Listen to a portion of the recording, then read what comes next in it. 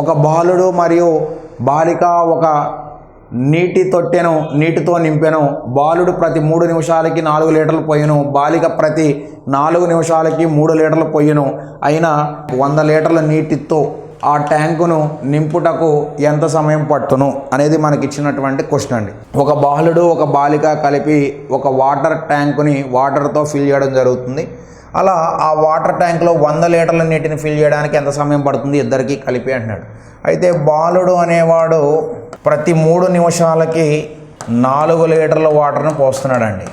బాలిక ఏమో ప్రతి 4 నిమిషాలకి 3 లీటర్ల వాటర్ను పోయడం జరుగుతుంది. అలా 100 లీటర్ల వాటర్ను పోయడానికి ఎంత సమయం పడుతుంది అంటున్నాడు. ఇలాంటి క్వశ్చన్ ఇచ్చినప్పుడు ఏం చేయాలంటే టైంని ఈక్వల్ చేయండి.